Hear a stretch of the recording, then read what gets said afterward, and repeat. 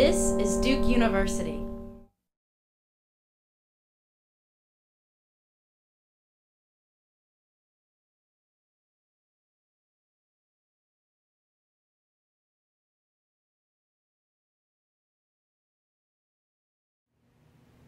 Hello. On behalf of the Fuqua School of Business, welcome and thank you for participating in today's Fuqua faculty conversation. My name is Leslie Marx. I'm the William and Sue Gross Research Fellow and Professor of Economics here at the Fuqua School. And hopefully there are some of you out there who recall the Managerial Economics class from your time here at Fuqua. Joining me today is Nate Wright, who is a second-year MBA student here at the Fuqua School, and he was the academic fellow for the Managerial Economics class this fall. Today, we're going to be having a live discussion here, following up from the video on the economics of collusion that was made available. And I've been asked to explain how you can participate in today's live discussion. Some questions were submitted in advance by email, and we'll try to get to those questions during the discussion today. Other questions can be submitted by tweeting using the hashtag FuquaAlumni. We'll try to address as many questions as we can during the session, which is expected to last for about 45 minutes. Let me start by saying that the topic today is the economics of collusion. And that's a particular research topic of mine. I do work on anti-competitive behavior among firms, including cartels and bid rigging and some anti-competitive contracting. And firms in an industry are generally expected to compete against one another. But as those of you who took the managerial economics class and participated in the OPEC exercise in that class will recall, there are incremental profits to be had, potentially, if firms agree to suppress rivalry among themselves and participate in a cartel. However, it is difficult sometimes for firms to sustain collusive activity. In the OPEC exercise, it became clear that it was not always easy to get cooperation. There are strong incentives for deviating from an inclusive agreement. And that can be a potentially destabilizing factor for cartels. We are going to start today with some of the questions that were generated from the initial discussion, where we looked at some data from the vitamins cartel. We saw the dramatic increases in prices from the vitamins cartel, and also looked at some of the pricing structures that the vitamins cartel put in place to help support their collusive activities. Nate, did you have some of the questions? So the first question that we wanted to talk about was from Mike V. Sorry, Mike, I can't pronounce your last name, or I don't know how. He's an alum from '98. And after watching the pre-video, he had a question, how do cartels go about coordinating their announcements of pricing, and do we have any evidence of inappropriate communication from these firms? Right, and some people have raised questions about, well, couldn't, lots of industries use price announcements, and I looked at collusive price announcements in the vitamins industry, and so couldn't you just see price announcements being made with no collusive reason for them? And you do see price announcements, and certainly they might not be collusive price announcements. But the price announcements that we saw in the video, the initial video for the session, were definitely collusive price announcements, and there was explicit communication among the cartel members to establish those announcements. They met. They had discussions about what price announcements, what the level of the price announcement would be, who would lead the price announcement, who would follow, what would the time lag would be between the announcement date and the effective date of the price increase. So in situations like that, where the cartel is deliberately going to use something like public price announcements to try to manage buyer resistance that they might get to try to implement their collusive price increases, you would expect to see meetings. You would expect to see the cartel members getting together to either discuss this explicitly over the phone or meeting somewhere to talk in person.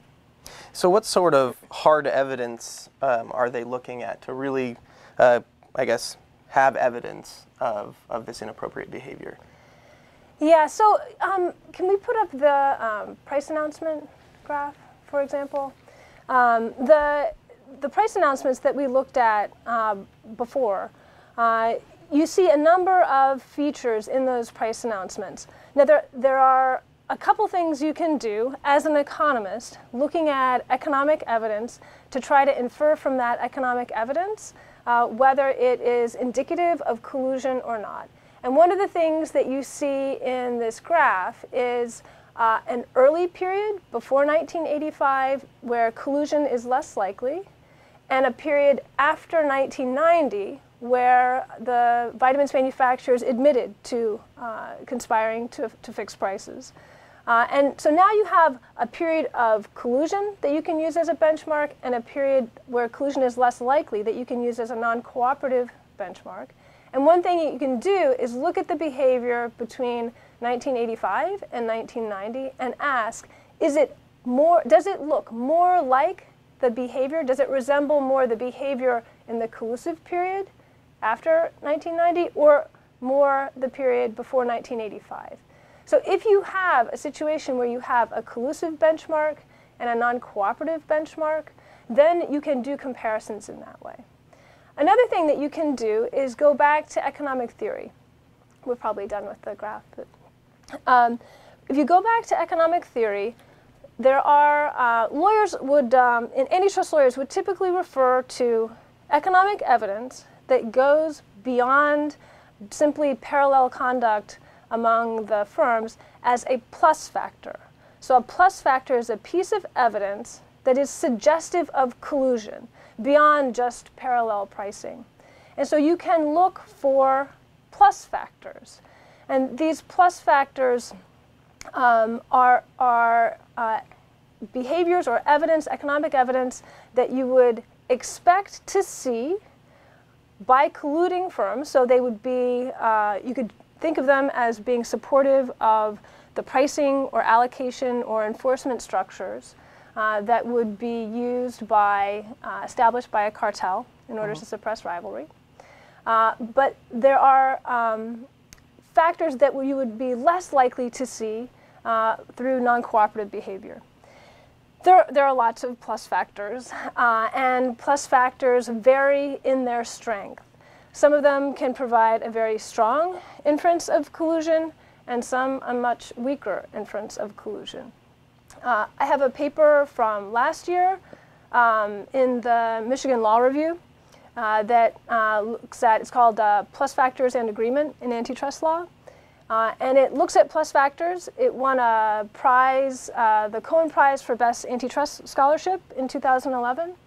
And what that paper does is look at how you would assess the strength of different plus factors. So if you need to be able to argue that the economic evidence strongly supports an inference of collusion, what you would need to do is look for economic evidence that is likely to be seen when there is a cartel, but very unlikely to be seen when there's not a cartel. Okay? If you have something that is with the probability of collusion, the probability of observing that behavior when there is collusion is fairly high, but the probability of observing that behavior when there's no collusion is basically zero. That would give you a very strong inference of collusion. Can you put up the plus factors? Yeah. So, for example, there are certain plus factors that we refer to as super plus factors. These are pieces of economic evidence that would provide a very strong inference of collusion. And so it would be something like transaction prices above predicted levels. So if you have an economic model of how prices would follow from cost and demand factors, develop the model on a benchmark period where collusion is less likely. And now if prices have changed in a way where they are no longer well explained by cost and demand factors, that would be a super plus factor. Something like communication and information sharing that has no non-cooperative, no competitive explanation Typically, firms would try to protect their information. Interfirm transfers, where you have payments being made from one firm to another without a competitive explanation. Changes in within-firm incentives. One of the interesting things that happened during the vitamins cartel was they have a sales force. And when you have a sales force responsible for interfacing with your customers, and you're in a cartel, you can't exactly issue a memo to the entire sales force saying, by the way, you should no longer try to get new accounts because we're in this illegal price fixing conspiracy, and so you should just not be as aggressive as you normally would in promoting the product. You can't do that. You can't send that memo around. And so what the vitamins cartel did is they changed the incentives of their sales force to be a program of what they called price before volume, or price before tonnage. And so what they told the sales force is now, it's not so important that you get new accounts or that you get more market share. What's important is that you maintain the target price.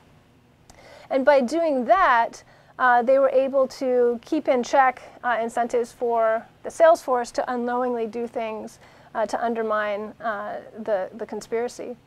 And you would not expect this by competing firms. If you, as a competitive firm, tell your sales force, don't worry if you lose market share, it'll be fine, just keep that high price. Hey, you're dead. Hey, because now your competition goes in and undercuts you, takes all of your business. It's not something you would expect to see by competing firms. So when you do see it, it provides a very strong inference of collusion. It would be a Superplus factor. Things like dominant firm conduct by non-dominant firms.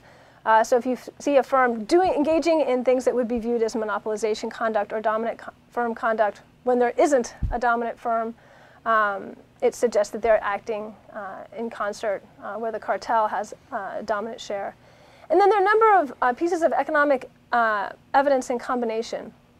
It's funny the way the law has tended to view these plus factors. They tend to say, okay, tell me your plus factors. Tell me what the economic evidence is in support of collusion. And so they say, well, okay, here's something. We've got some stable market shares.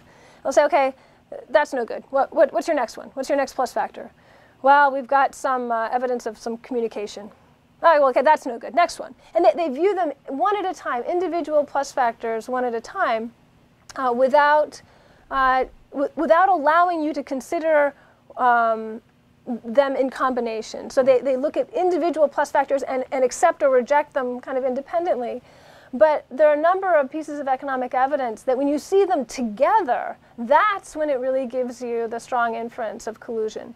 So for example, when prices and profits are increasing and high, if you see a subset of the firms restricting production, that's not something you would expect to see in competitive environments. When profits are high and prices are high and those are increasing, you wouldn't expect firms, you want to sell into that market. That's not when you would expect firms to be cutting back on production.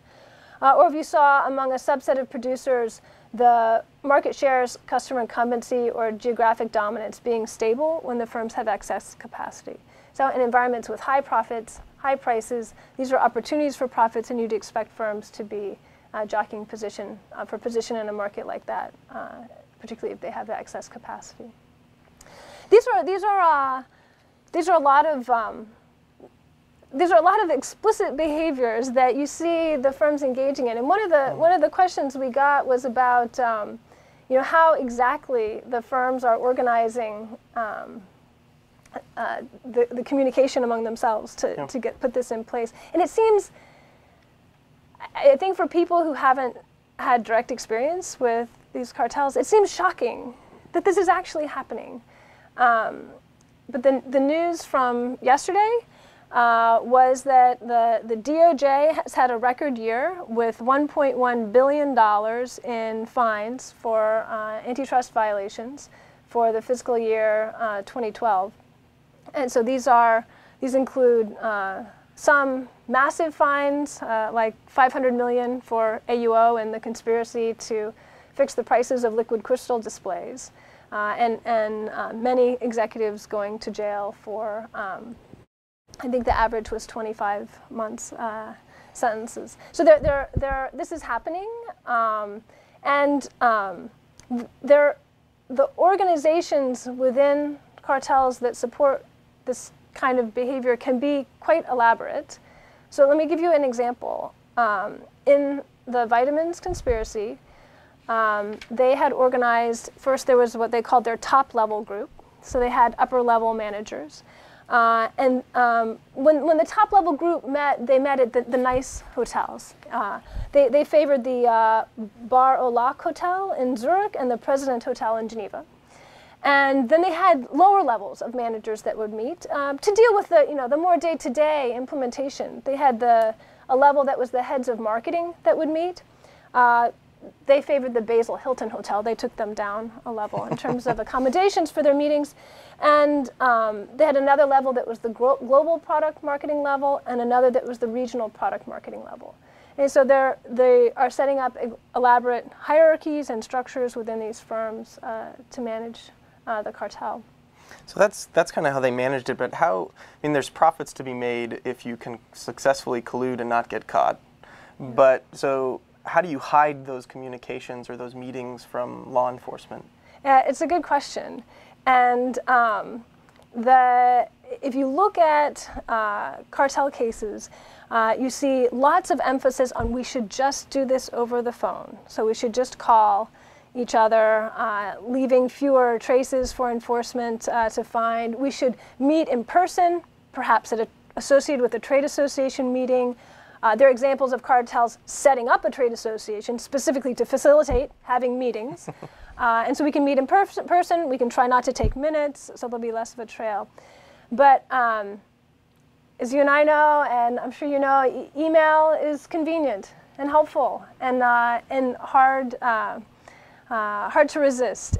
And so it is true that there can be substantial email trails that are left behind. They know they shouldn't do this, but the thing we know most about are the cartels that got caught, that got prosecuted, and in many of those there are substantial email trails. Can you put up the gas-insulated switchgear? And I don't know if you can see down to the paragraph that's there, but there's a case, this is a European Commission decision in gas-insulated switchgear. So these are for substations, power stations, and they knew they should try to use the telephone, but email was hard to resist, and so this their instructions for their cartel in this electronic age were senders of files should erase all file attributes. After sending an email, it should be destroyed. I don't think that's possible, actually, because they do tend to still be around during evidence collection. But so the email should be destroyed. Receivers should download the attachments directly onto memory sticks rather than opening them. In fact, during the inspections, memory sticks have been found or have been identified with several members of the cartel. Moreover, participants sent each other SMS messages concerning the cartel, and evidence of the exchange of information on prices among the parties has been found in SMS messages. So you do,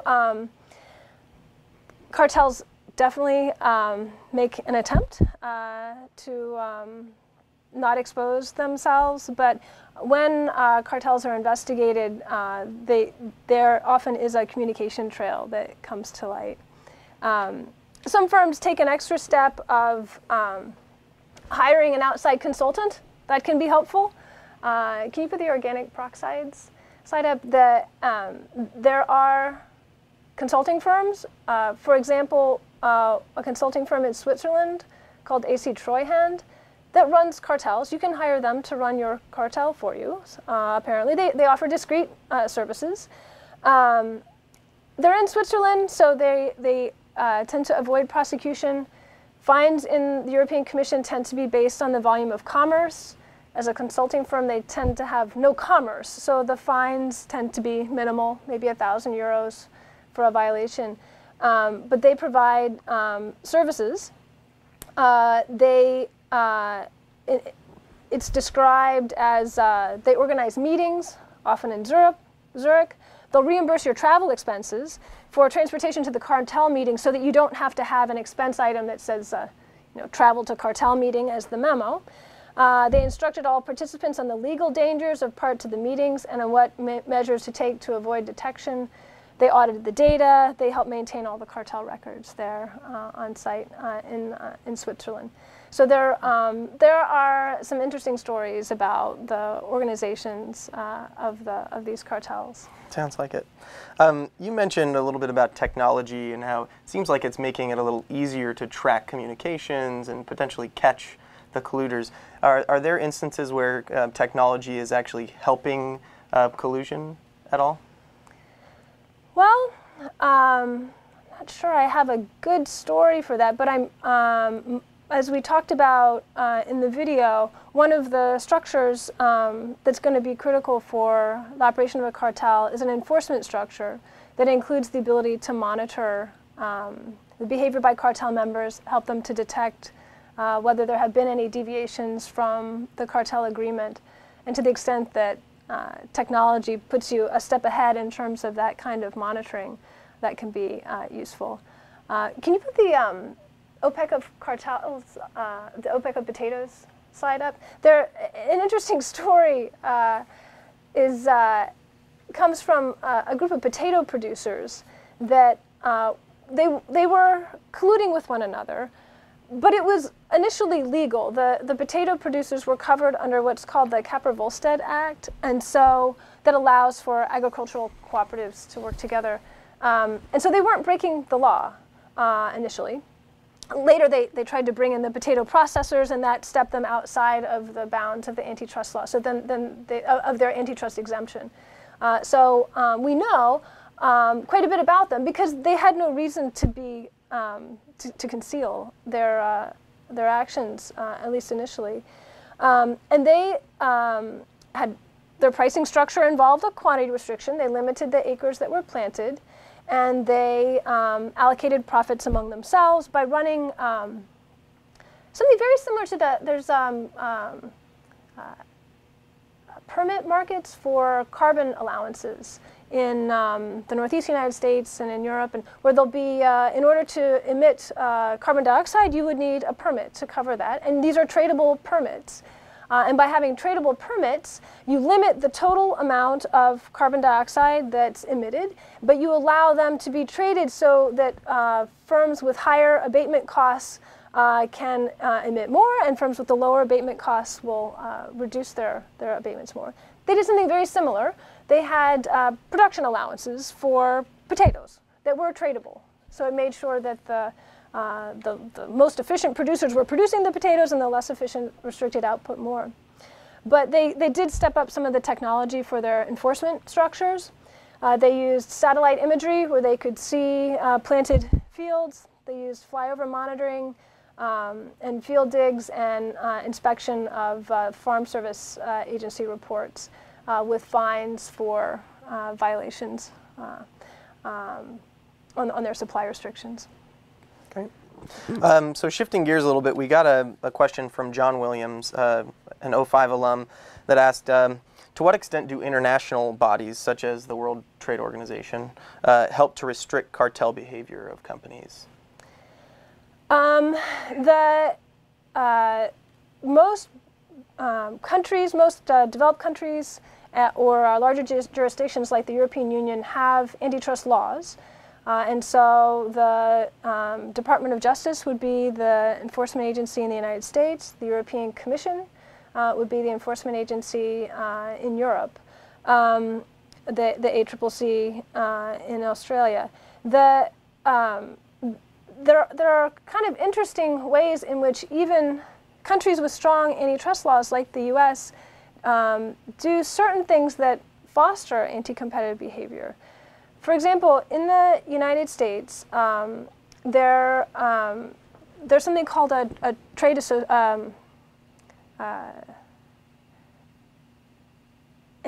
trade exemption for you can, as U.S. companies, you can form an organization and get an antitrust exemption that allows you to collude with respect to foreign markets.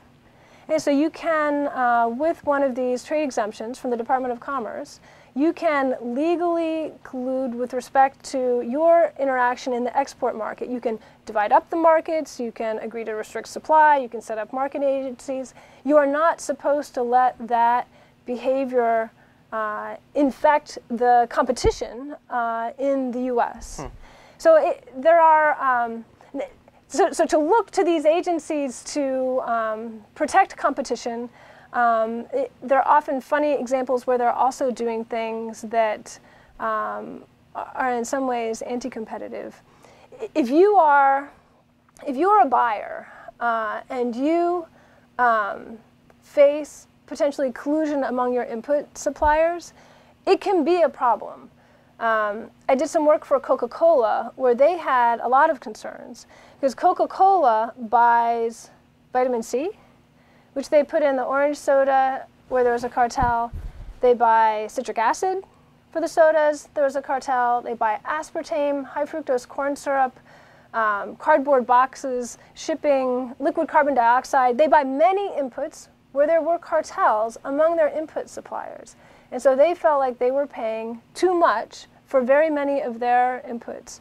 And so they engaged with enforcement authorities and also tried to take steps to identify which of their input markets were most vulnerable to collusion and take steps to change their procurement practices for those markets to try to make it more difficult, or at least not facilitate, not make it easy for suppliers that are trying to collude. And there are also a number of legal things that you can do that are kind of outside the realm of an economist. If you have concerns about collusion among your input suppliers, there are things you can do to put you in a better position to be able to prosecute and to put you in a better position to recover damages should it come to that. And so if you have concerns, you should definitely talk with your legal counsel about what kinds of things should be put in place to help with that. So I know you said most countries have some sort of system set up to prosecute collusion. What about for countries that don't have that set up? And if there is collusion going on and you feel like you're suffering at the hand of collusion, what's the right process to go about handling that? Well, I mean, if you're in a jurisdiction where you don't have the ability to rely on a competition authority to help in that sense, then it's a harder problem. You can put in place procurement practices that make it more difficult for your suppliers to successfully suppress rivalry. And it's the kinds of things you would expect. Remember, the cartel's main problem is deviations. Secret deviations. Think back to the OPEC exercise. So what made it possible for members of teams to cheat on an agreement? It was because they had to turn in, or for different teams to cheat on an agreement among teams, they had to turn in their quantities in that exercise in private. They weren't able to monitor the quantities being submitted by the other teams. So by making monitoring difficult, that's something that makes it hard on a cartel, makes cheating easier. And in many cases in the OPEC exercise, you saw that they weren't able to support prices above the competitive level. So you as a buyer, if you have concerns about collusion, you can potentially do things that make it more difficult for the cartel to monitor the actions of its individual members. So you want to have procurement processes where you don't reveal the bids that you receive from your suppliers. You don't want to. You want to be careful about the role of most favored customer clauses or fidelity rebates, because you want to be careful about whether your suppliers are going to have the ability to audit your purchases from different suppliers. You want to reduce the ability of the suppliers to monitor the prices you're getting, the quantities that you're buying, and who your suppliers are. So there are things you can do to put yourself in a better position. Okay, great. Moving back to our discussion on the potato cartel, Paul McGregor sent in a question asking, if this potato cartel isn't fairly similar to some of the legal UDA programs for tobacco, corn, or other crops. Yeah, it is. It's I mean, I'm not an expert on tobacco and what's set up for tobacco, but there are export trade associations that you can form an export trade association that would allow an antitrust exemption. Some agricultural cooperatives are going to be covered under the Capper-Volstead Act, which would give them an antitrust exemption. Shipping companies are covered under the Shipping Act in some cases. And there are also things called a federal marketing order that I think it's all agricultural products. But under a federal marketing order, the growers would potentially be able to come together and agree to restrict supply, potentially restrict planting. That one of the cases I know about was for sour cherries, where because they were covered under a federal marketing order, they could legally require growers in a good year, they had a lot of cherries, to force them to let some of the cherries rot, to destroy some of the crop. And so there are a number of antitrust exemptions available, often in agriculture, and it provides an interesting window for economists onto behavior you would expect from a cartel because it's legal for them, and so they don't have to operate as a clandestine cartel, and so you can often see and learn more about the kinds of things they would need to put in place to successfully elevate prices for themselves. Okay. One other question. So it seems like in some cases, cartels and collusion, it's sort of potentially a gray area. It's unclear if it is collusion or if it isn't collusion, especially looking from the outside, you may not know. When we talked about some of the Superplus factors, one of the questions that was sent in here is kind of how can we know what is and what isn't collusion, both within and from the outside of the firm? So if you're kind of if you're governing pricing within a firm, how do you know what's collusion if you're at a trade association meeting and something's being said about that? How do you know where to draw the line? Yeah, that's a really good question, and it's not a question that, as an economist, I should try to answer. But if you have uncertainties, you're in a firm where this is potentially an issue. You should have access to antitrust compliance courses, and so your company's general counsel should be able to provide you guidance about what is legal, what's legal, what's not legal, and the kinds of, there are lots of things that you can do as a manager within the firm that increase profits, and you should try to increase profits. You have that obligation to your shareholders. But knowing where the line is something, you should try to have a good sense for where the line is and rely on your corporate legal counsel to try to understand that. Great. One question, excuse me, that we haven't gotten to yet is a little bit about dumping. So we know that there have been allegations of some firms dumping products, particularly in China, and how other companies kind of compete with that. I know that may not fall strictly within kind of the collusion space, but wondered kind of what comments you might have about that.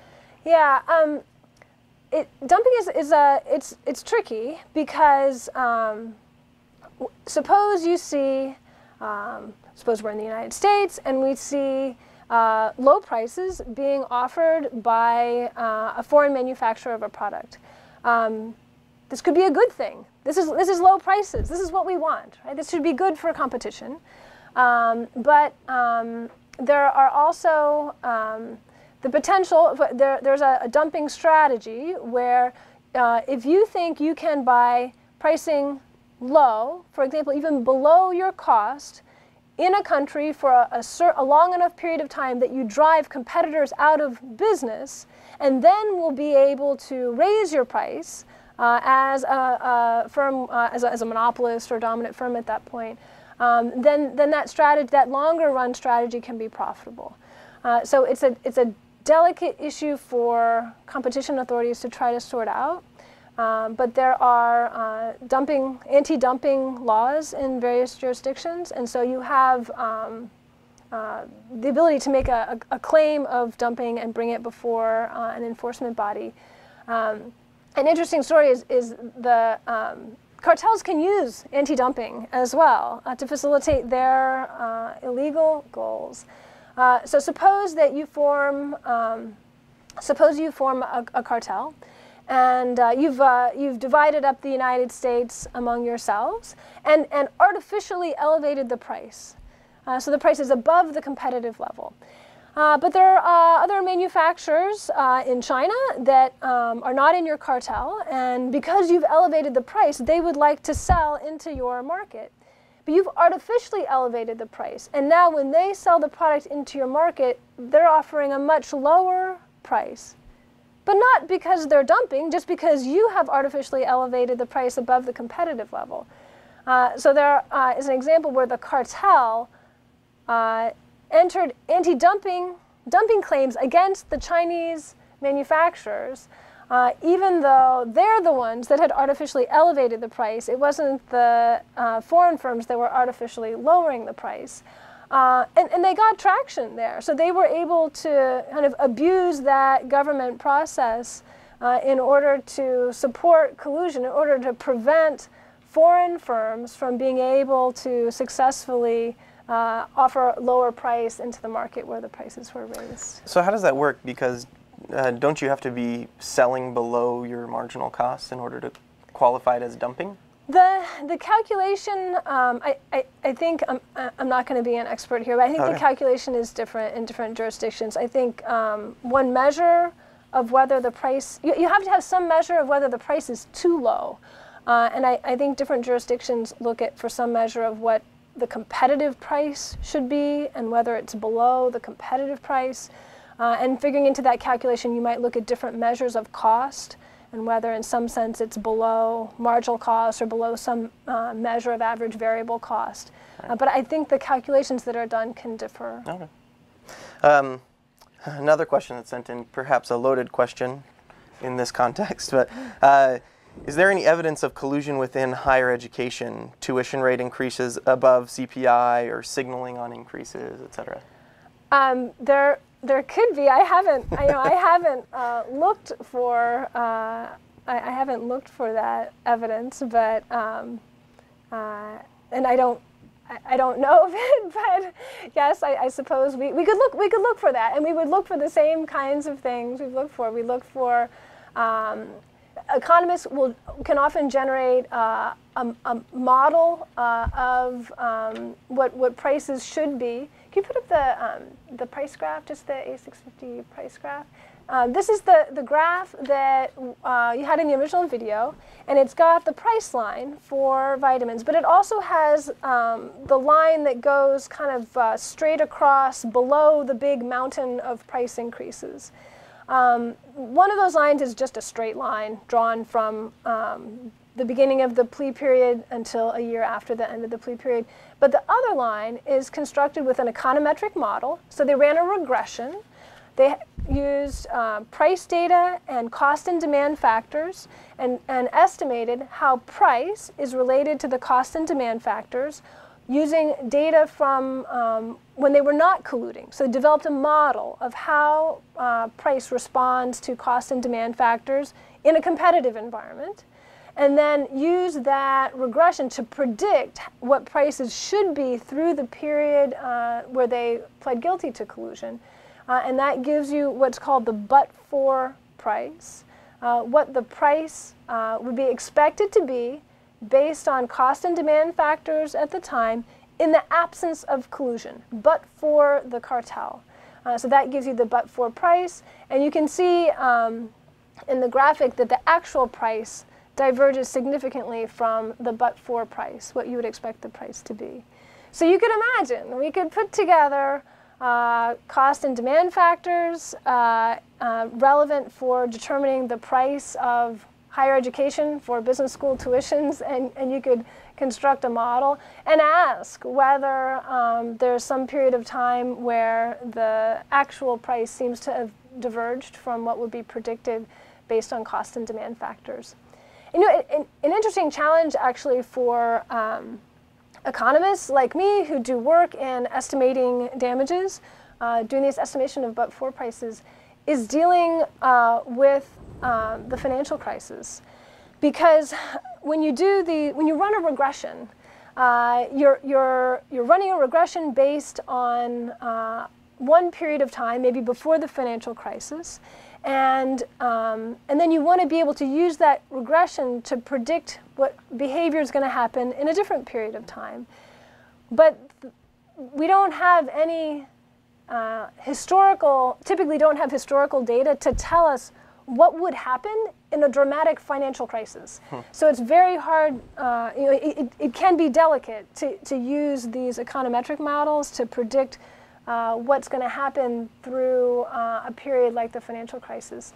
And that's as time marches forward, we're going to start to see analyses that are going to have to deal more and more with data through that period of time. And so it's going to be interesting how that goes.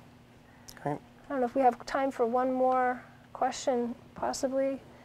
I think we may have worked our way through all of these questions. Let me just do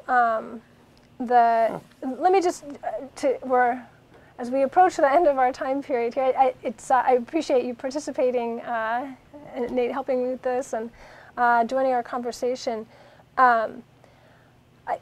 To me, I find the economics of collusion very interesting, and I think it can be a concern for firms that potentially face colluding input suppliers, where you might be on the prosecuting side. It can be a concern for firms that are accused of collusion and need to find ways to defend against that. And so thinking about both of those situations, you want to think about, there's legal evidence, of course, records of meetings, written down agreements between cartels. And I don't have a lot to say about the analysis of the legal evidence. But in both cases, you're going to be looking at economic evidence and looking at when the evidence provides strong support for the existence of a cartel, or when the evidence doesn't support that. I've worked on defense cases where when you look at the evidence, there's just nothing there that provides any kind of strong inference about the presence of a cartel. So if you have concerns about your input suppliers, there are kind of three big steps to deal with that. One is to identify which of your inputs come from markets that are vulnerable to collusion. And economists and your economic training can help you think about that. A market's going to be more vulnerable if there are a small number of firms, if there are significant barriers to entry, if they face highly inelastic demand. So there are a number of features of a market that can make it more vulnerable to collusion. If you've identified markets that are potentially more vulnerable to collusion, then for those markets, you can try to use procurement processes that make the collusive structures more difficult for the firms to maintain. So you can be smarter about procurement procedures, make it harder for a cartel to operate, or at least don't make it easy. There are these contracts that involve fidelity rebates that say if you buy a certain share of your input from me, if you buy 20% of your global requirement from me, at the end of the year, I'll give you a rebate. And then you might have another supplier that offers you a 40% fidelity rebate, and another one that offers you a 40% fidelity rebate. So now you're looking at three suppliers, and you want to buy 40, 40, 20 from them because that's going to give you your fidelity rebates from each of those firms.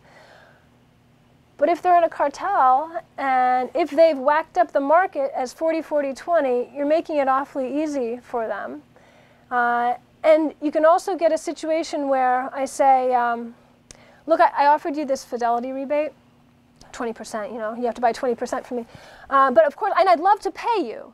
But in order for me to give you your fidelity rebate, of course, I'm going to have to check and make sure that you actually did buy 20% of your global requirement from me. Perfectly reasonable. I'm sure you can agree. I wouldn't want to be giving you a check unless I was certain that you had earned it. So I'll be needing to audit not just what you bought from me, but every invoice. I need to see everything you bought in the last year just to make sure that you bought 20% from me, and then I'd be happy to give you a rebate. That kind of giving your suppliers that kind of ability to audit your purchases, I mean, that's just a huge bonus for them in terms of their ability to monitor not just what you bought from them, but monitor everyone, monitor the behavior of all the other suppliers. And so there are things, fidelity rebates can be a useful and valuable thing. But if you're dealing with a market where you think it might be vulnerable to collusion, then you want to think harder about what role those are actually playing. And then finally, if you have concerns about particular markets, you definitely want to consult with your corporate legal counsel, because there are a number of things that you can do and put in place that will be valuable on the legal dimensions. Was there another question? There's one that just came in, if we've got just a minute. Okay. Basically asking if you've seen any cases of collusion when companies bid for pharmaceutical tenders through the World Health Organization or other UN non-governmental organizations. Yeah, I don't have a particular example on pharmaceutical tenders, but it is true that very many, maybe almost all of these industrial cartels that you see, in the end, the cartel comes down to rigging bids. Because at some point, if you're selling to big industrial buyers, they're not just buying from your price list. You know, they're soliciting competitive bids from you and from other suppliers. So many of the big cartels, in the end, when it comes down to the implementation of the cartel agreement, they're rigging bids to their buyers. So yeah, that's probably all I can say on that. Thank you very much. I hope you found this entertaining and enlightening today. So we appreciate you taking the time to engage in some additional discussion on this topic. I, of course, would be happy to continue talking about the economics of collusion for a very long time. And so if anyone would like to continue the conversation, you should feel happy to feel free to get in touch with me. So thank you for your attendance today. And I want to mention that keep in mind that the presenter for the Fuqua faculty conversation for next month will be Dan Ariely, who's the James B. Duke Professor of Behavioral Economics. And so I hope you'll look for information coming about that soon. And thank you, Nate, for your help today.